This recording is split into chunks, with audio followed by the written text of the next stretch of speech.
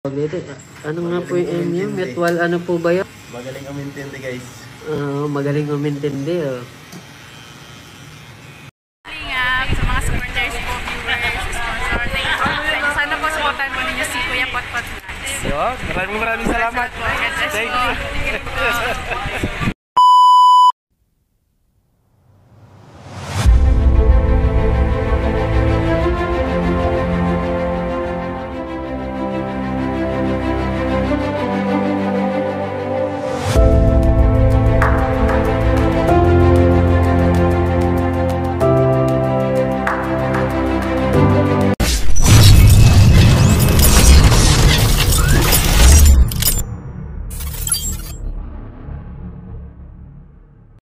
Hello guys! Welcome to my YouTube channel. This is Kuya Potpot Vlog at meron tayo isang reaction video po. No? Ito ay sa nakaraang live po ni JC the Barber kung saan dito ay nagpapakupit ang mga taga-Kalingap, lalong-lalo na itong si Kalingap Edu. At dito nalaman natin na ito pa wala ang isa sa mga quality na hinahanap ng isang Kalingap Edu sa isang babae. Ayan guys, at syempre bago tayo magsimula ay mag-shoutout po muna tayo. May galap shoutout po sa ama ng Kalingap na si Kuya Bal Santos Matubang, Ate Edna Vlogs, Kalingap Rab, 10 ng kanyang mga kasamahan. At syempre may galap shoutout po sa lahat po ng sumusuporta sa buong team Kalingap. Isang mapagpalang umaga po, tanghali o gabi, saan man kayong sulok ng mundo naroroon, naway lagi po kayong gabayan ng ating poong may kapal.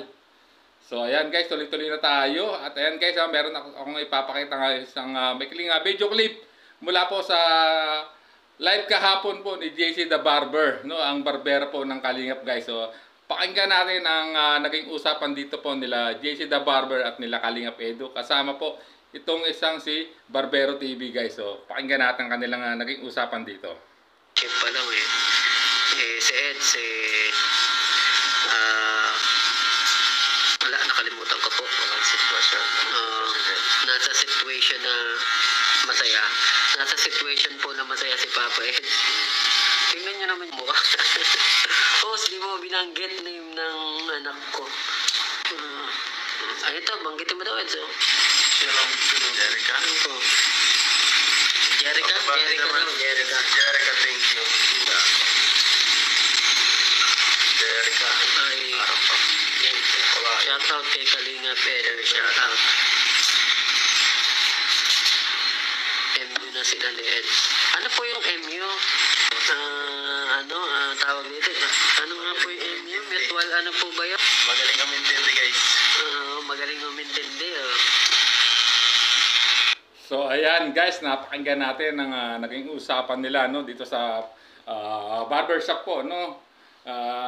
Dito kala JC the Barber at Barbero TV, no, kung saan dito ay nagpapagupit po si Kalingap Edu. Dito ay napag-usapan nila kung ano ba ang estado ngayon ni Kalingap Edu, at dito nasabi niya ang estado ni Kalingap Edu ay estado niya ay sa pagiging masaya, no, ni Kalingap Edu. At kitang-kita na naman natin sa aura ng mukha niya, talagang grabe ang kanyang kasiyahan na darama ngayon, no, sa mga panahong ito. At dito rin nalaman natin guys, no, isa pala, no, sa mga quality ng sa babae na hinahanap ng isang Kalingap Edu, no, walang iba kundi ang MU o magaling umintindi o madaling makaunawa, ika nga guys. At siyempre, bakit kaya ito ang nasabi dito ni Kalingap Edu, no? Sa tingin ko kasi guys, so, bilang Kalingap charity vlogger, talaga ang dapat magiging partner in life ni Kalingap Edu ay talagang malawak ang MU sa katawan, o magaling umintindi o madaling makaintindi, malawak ang unawa, ika nga kasi guys. Birang isang charity vlogger, alam naman natin ang oras na ginugugol niya, no, sa paglingap ay talagang grabe, no, talagang masasabi kong kakain talaga ng oras. At kung ikaw ay may isang kapartner, isang charity vlogger, ay talagang dapat iintindihin mo, susuportahan mo, kasi nga guys, yung oras talaga ay magkakaroon ng conflict, ika nga, no, dahil ang oras ito ay hindi naman totally talagang mabubuhos ang buong oras. Ibig sabihin, yung quality time mo, no, yung dalawa ay medyo limited, kasi nga birang isang charity vlogger, talagang kita nyo naman, no? Talagang napakasipag ng isang Kalingap Edu. Kahit linggo ay naglilingap yan, no? Ano na yan, alam ng mga totoong sumusuporta kay Kalingap Edu na kung gaano kasipag, no? At itong ang dedication nito, no? Bilang isang Kalingap charity vlogger, talagang makikita mo talagang yung puso niya sa pagtulong talagang grabe, buhos todo talaga. Kaya maraming nagmamahal po, no, sa isang Kalingap Edu, no? At dito talagang grabe, no, napakaganda ng kanyang naging sagot dito, no. So kung talaga magkakaroon talaga ito ng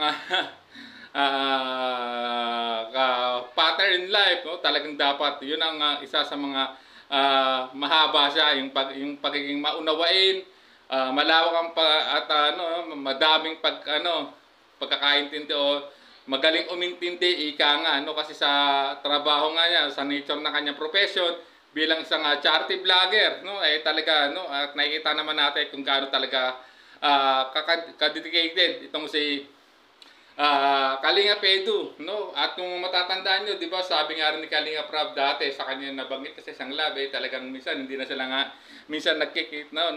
Nagkakaroon ng oras, no? Ni Ma'am Jack dati kasi sa pag-i-scout talaga ni Kalingap Rab. Talagang minsan yung oras nila sa pamilya niya ay hindi ganun hindi ganun kahaba, no? Yung quality time nila ay hindi ganun kahaba talaga.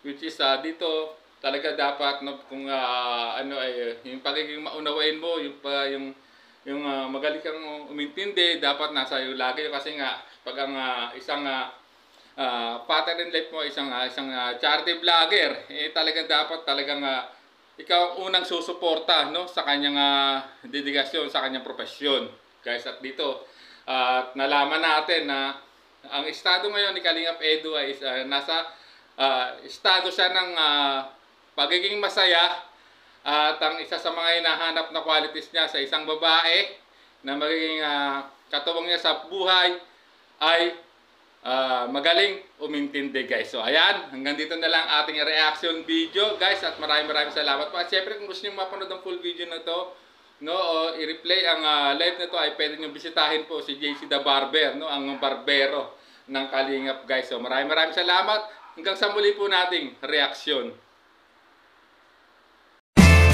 There's a vlogger named Kuya Potpot, spreading good vibes, giving all he's got. With the camera in his hand, he hits the road, capture moments, sharing stories untold. Kuya Potpot, he's the one we adore, brings smiles, he's got so much more in this crazy world.